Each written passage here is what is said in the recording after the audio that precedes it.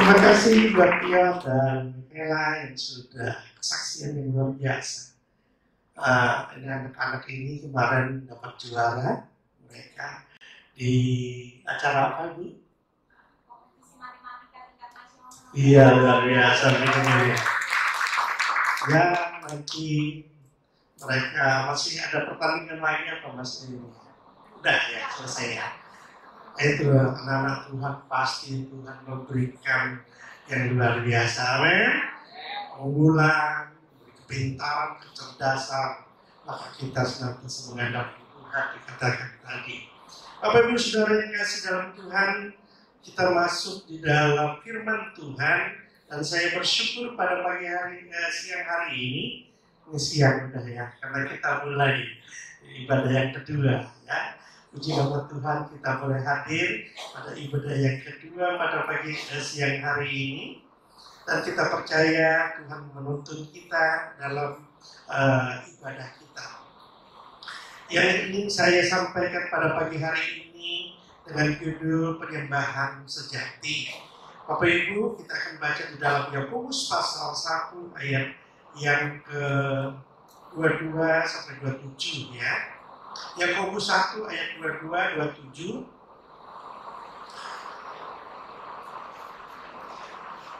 Kalau sudah dapat, tetapi hendaklah kamu menjadi pelaku firman, bukan hanya mendengar saja. Jika tidak demikian, kamu menipu diri sendiri. Sebab jika kita hanya mendengar firman saja dan tidak melakukannya, ia adalah seumpama seorang yang sedang mengamati mukanya yang sebenarnya di depan cermin. Baru saja ia memandang dirinya, ia sudah pergi atau segera lupa bagaimana rupanya. Tetapi barang siapa meneliti hukum yang sempurna, itu hukum yang memerdekakan orang, dan ia bertekun di dalamnya, jadi bukan hanya mendengar untuk melupakannya, tetapi sungguh-sungguh melakukannya, ia akan berbahagia oleh perbuatannya. Jika ada seorang menganggap dirinya beribadah tetapi tidak melangkah lidahnya, ia menipu diri sendiri, maka sia-sialah ibadahnya. Ibadah yang murni dan yang tak bercacat di hadapan Allah Bapa kita ialah mengunjungi yatim piatu dan janda-janda dalam kesusahan mereka dan menjaga supaya diri sendiri tidak mencemarkan oleh dunia. Haleluya. Bapak Saudara yang kasih, dalam penyembahan bukanlah hanya menyanyi, memuji, mendengar musik, tapi benar, kalau kita menyembah Tuhan, kita merasakan hadirat Tuhan, maka hati kita ditenteramkan, pikiran kita dijernihkan, dan kita merasakan hadirat Tuhan, kita boleh bangkit dalam semangat yang baru. Firman Tuhan berkata, saat kita memuliakan nama Tuhan, maka roh Allah bekerja. Saat kita memuji nama Tuhan, di situ roh Allah bekerja. Setiap yang sakit disembuhkan, yang lemah dikuatkan, yang berbeban berat dilepaskan dalam nama Yesus. Penyembahan penting. Tapi hal itu bukan menjadi satu tujuan kita saat kita ke gereja, menyembah, memuliakan.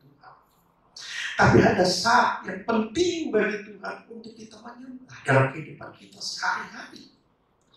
Kita adalah penyembah-penyembah yang Tuhan berikan dalam hidup kita supaya kita menjadi orang-orang yang dimuliakan bagi Tuhan. Dan kita menjadi firman yang terbuka bagi Tuhan, bagi setiap orang.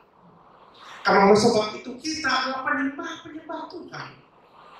Makanya penyembah-penyembah adalah kita, anak-anak Tuhan. Saat kita menyembah, Tuhan senang mendengarkan.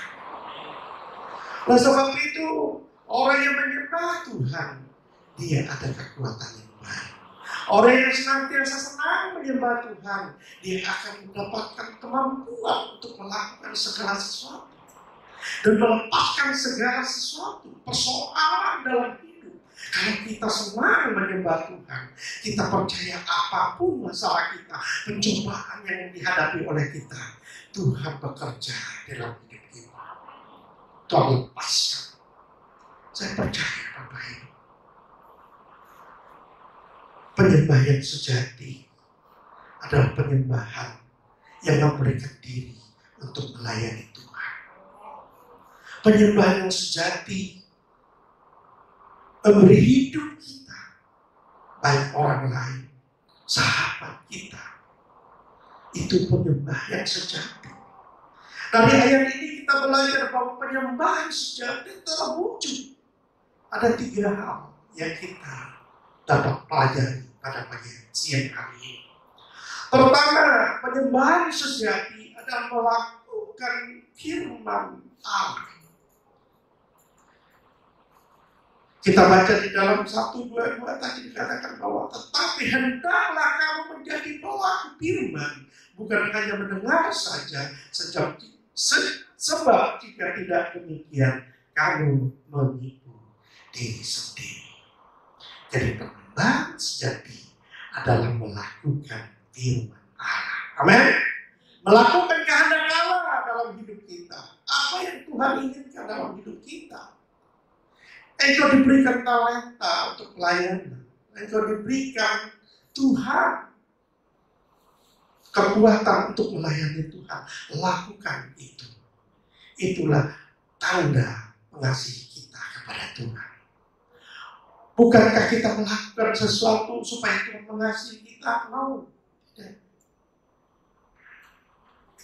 Tuhan sudah mengasihi hidup kita. Amin.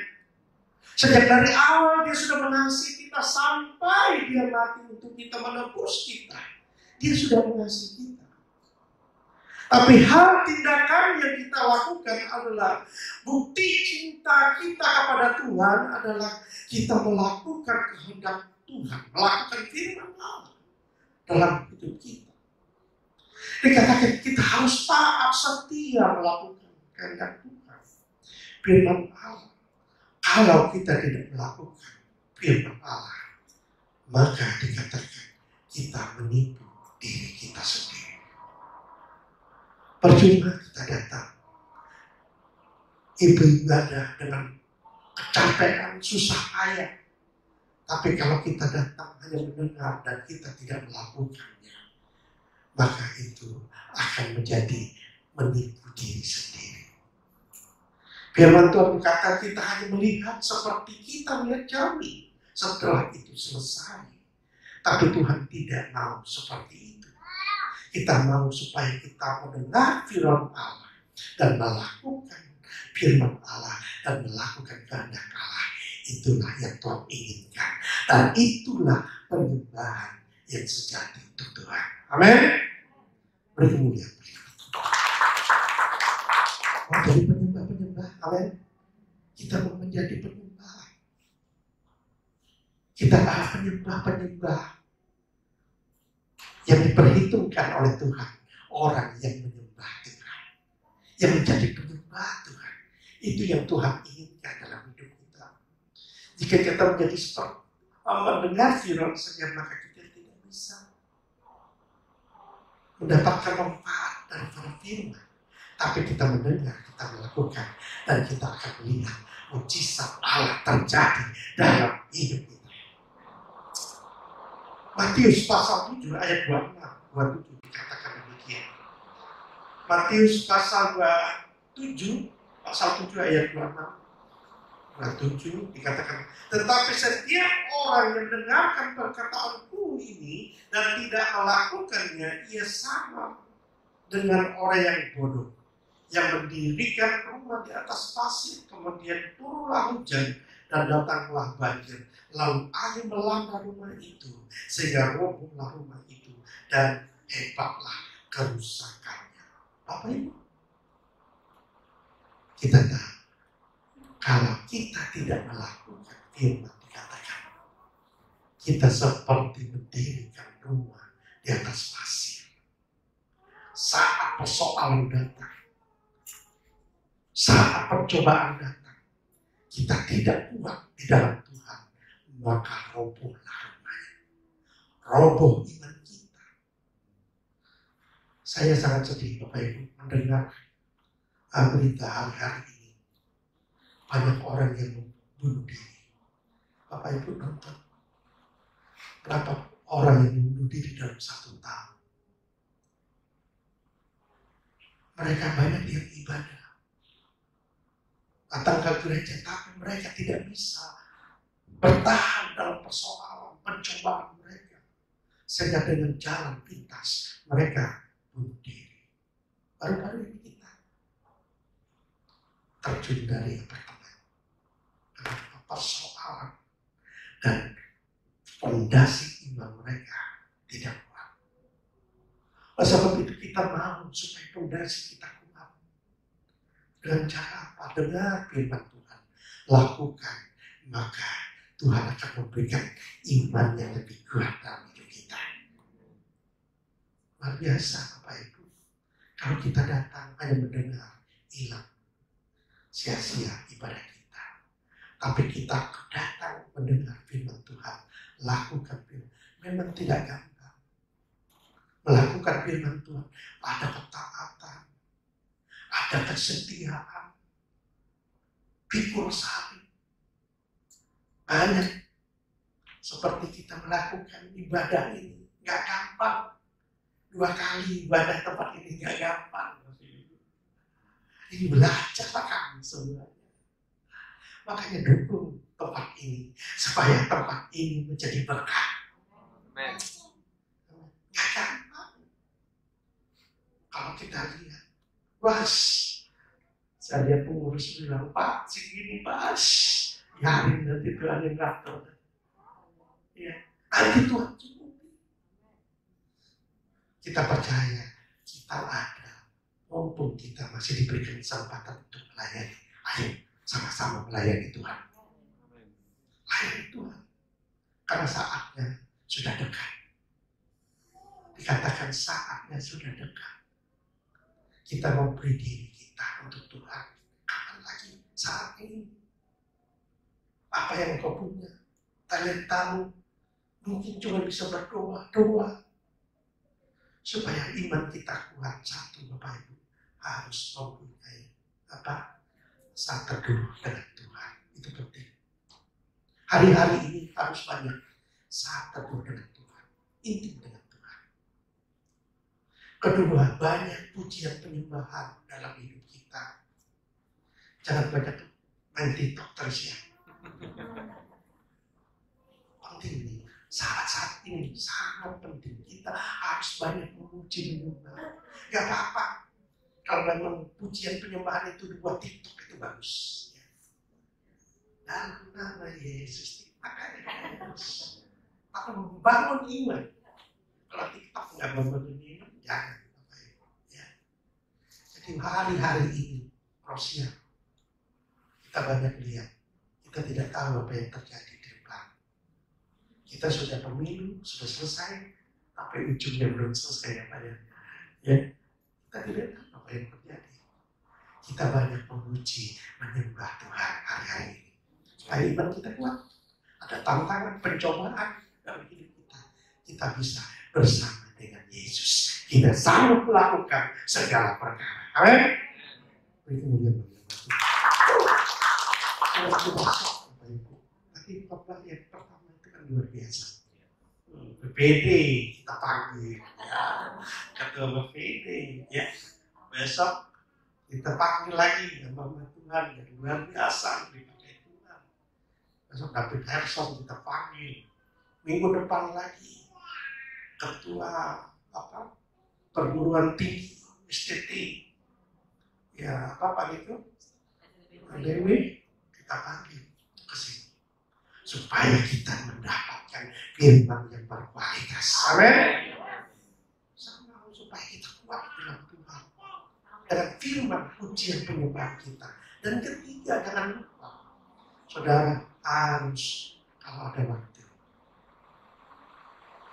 berpuasa. Amin. Itu kuat.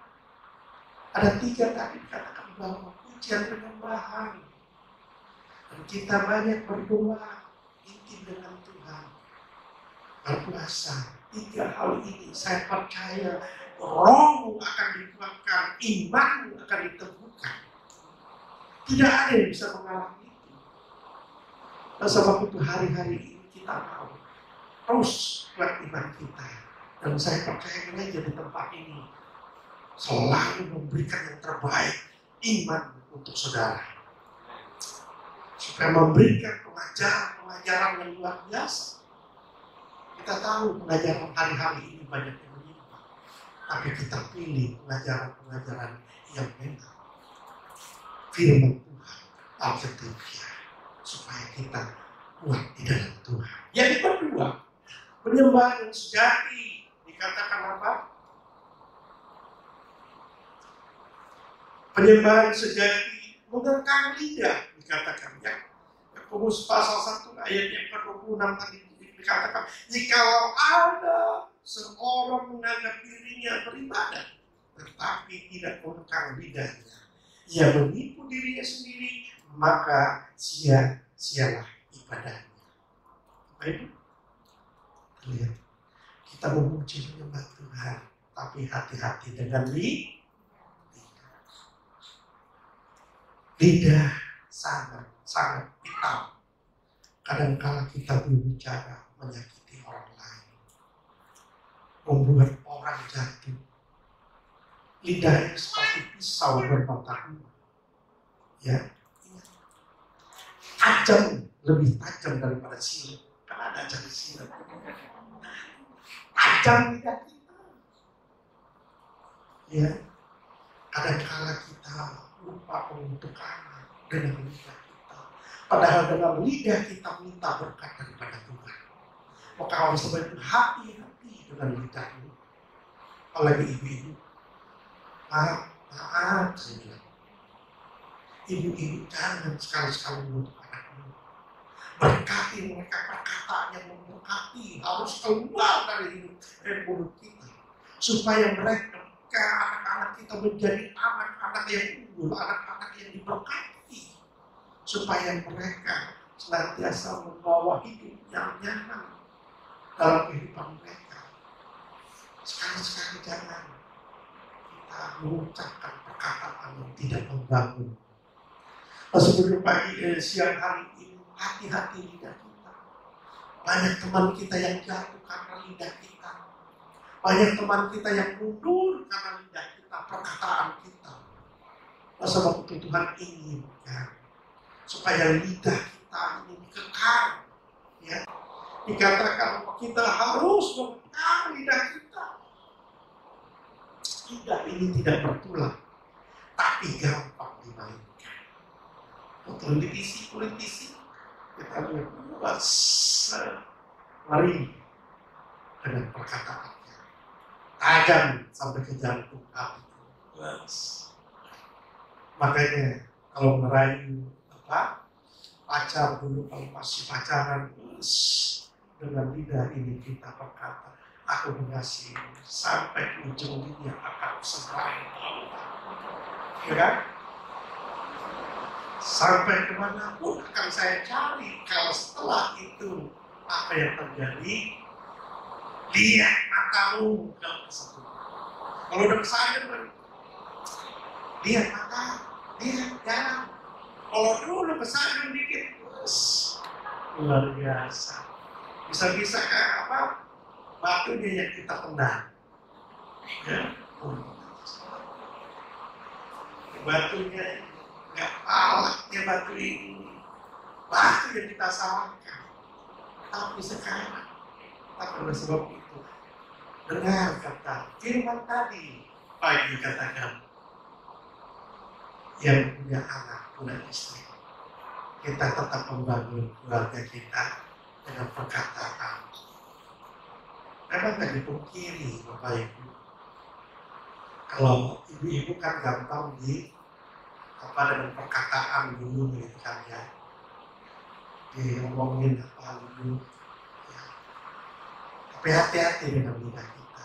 Lidah kita juga bisa menjadi neraka bagi orang lain. Maka firman Tuhan katakan pada siang hari ini, kita menjaga lidah, kekanglah lidah kita supaya lidah kita menjadi berkat. Perkataan kita yang keluar dari perkataan kita itu menjadi berkat dalam hidup kita maupun dalam hidup orang lain. Yang ketiga dikatakan mengapa kita harus menjaga lidah kita. Kadang-kadang perkataan kotor, kata yang tidak membangun, itu yang membuat lidah kita berdosa di hadapan Tuhan. Maka Amsal mengingatkan kepada kita bahwa hidup mati manusia dikuasai oleh lidah kita. Amsal 18 ayat 21. Amsal 18 ayat 21 yang sama-sama kita baca. 2, 3.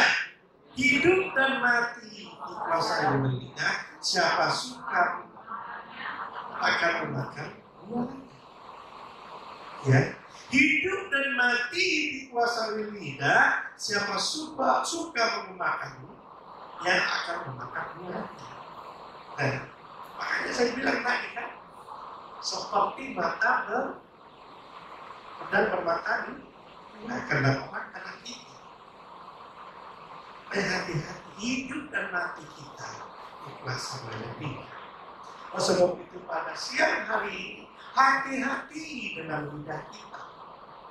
Jangan sampai orang tersinggung, perasaan orang mundur karena kita mengucapkan yang tidak begitu.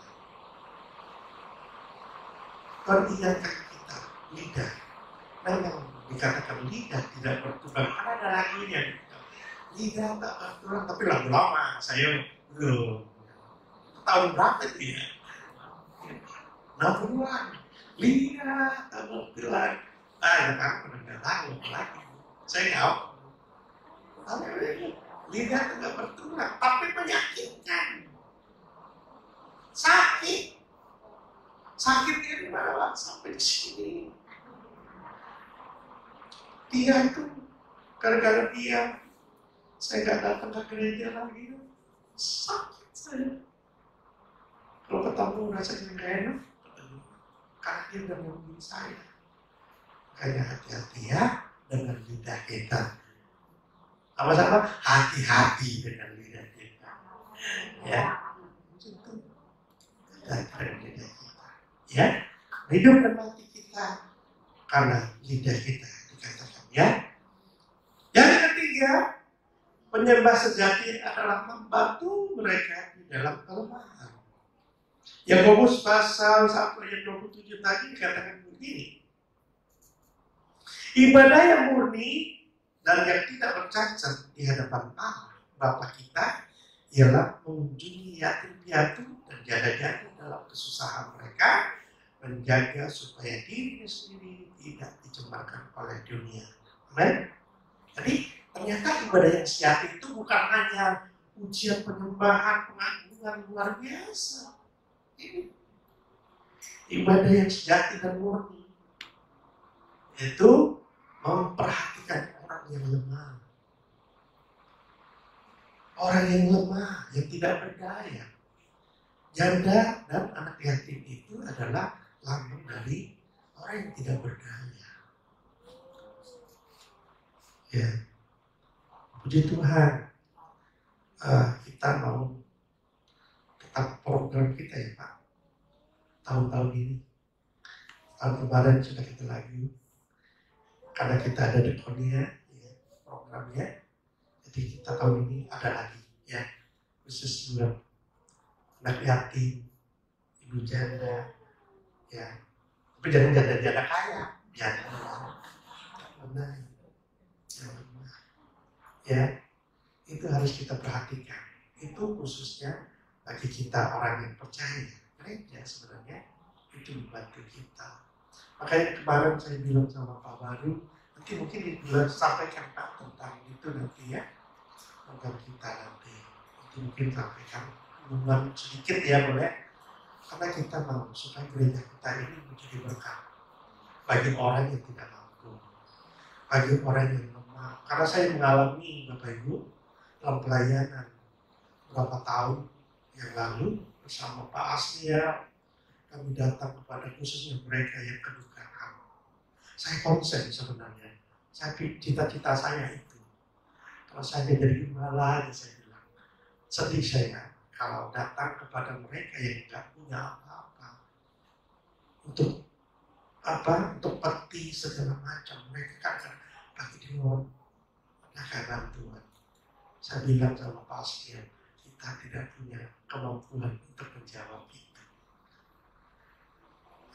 Kalau sebab itu pada saat gereja ini didirikan, saya sudah ngomong sama teman-teman pengurus, kita konsen kepada mereka yang lemah, dan kita bikin program supaya bagi mereka yang tidak mampu dan tidak kekurangan, kita bisa bantu dalam hal kesusahan. Paling tidak kita harus bantu itu.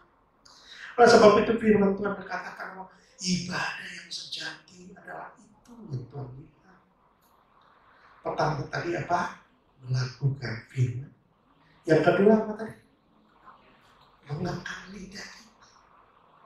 Yang ketiga apa tadi? Memperhatikan mereka yang lemah. Tuhan ingin supaya kita tetap konsen. Ya. Kita tahu penyembahan yang sejati yang Tuhan inginkan adalah kita memperhatikan apa yang Tuhan inginkan dalam kehidupan kita. Karena kita tahu sikap kita terhadap kaum yang lemah akan menentukan kemurnian penyembahan kita kepada Tuhan. Menentukan kemurnian penyembahan kita kepada Tuhan saat kita memperhatikan mereka yang lemah. Saya mau supaya kita tetap setia melayani Tuhan dan tetap fokus untuk menjadi penyembah yang benar dan penyembah yang sejati di hadapan Tuhan. Puji Tuhan, Tuhan memberkati. Kita kepujian. Orang masyarakat.